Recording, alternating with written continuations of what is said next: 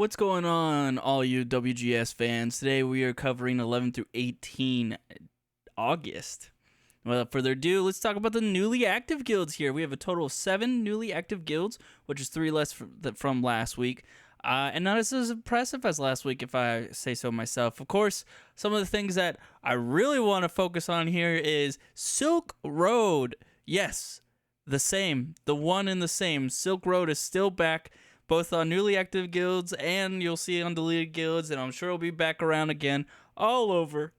But they have 10 players now. I don't know what happened. I don't know why the players are putting up with it. But they have 10. Let's see how long this one lasts. I give it a week. We'll see what happens. You know, history tells us a week, less than a week. But, you know, it is what it is.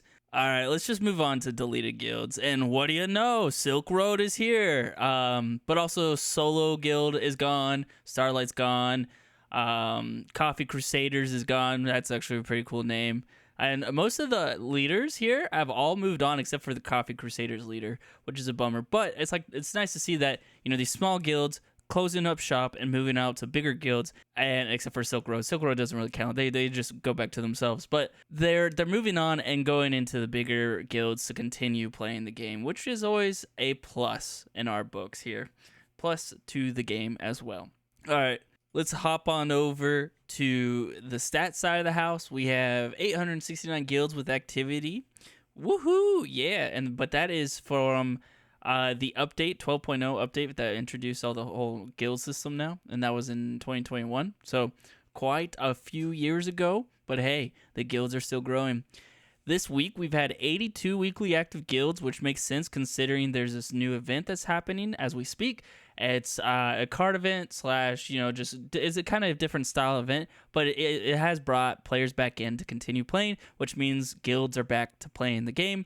I'm sure we'll see that number of 82 start to taper off as time goes on. For the breakdown, we have 486 PvE only guilds and 383 PvP enabled guilds. Oh, one thing I do want to mention is that the weekly active guilds, that's 10 more than last week. Last week we had 72 weekly active guilds. All right, now let's get to the juicy part, the top 10 PvP and the top 10 PvE. On the PvP side of the house, we have TSL holding out strong in that first place position. Not a surprise anymore. Factory Reset in second.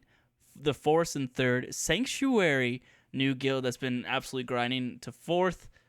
Wolfblood in fifth, Friendly sixth, The Unknown, another new guild, in seventh, Murders of the Universe in eighth, Prostor in ninth, and the Knights Who Say Ye holding on to that 10th place position, being that gatekeeper.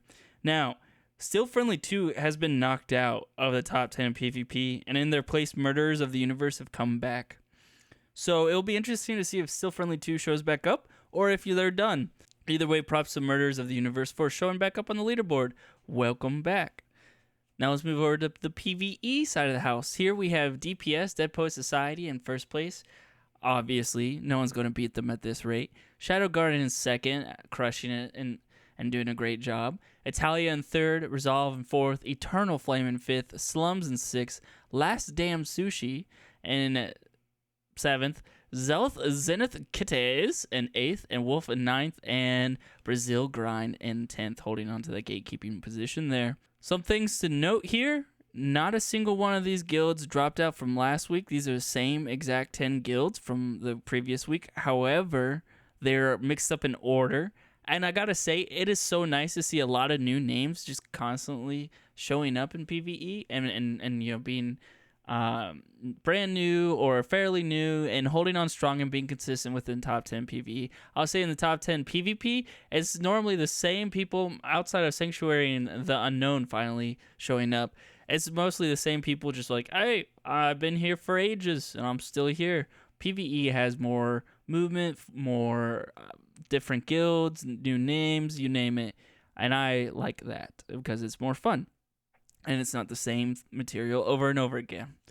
But all right, enough about that rant. That concludes the WGS for 11 through 18 August. If you liked it, go ahead and hit that like button. As always, subscribe for more, and leave a comment down below. Well, who do you like monitoring the most, PvP or PvE? Do you find either of them more interesting than the other? I'd be curious to find out. All right, till next time.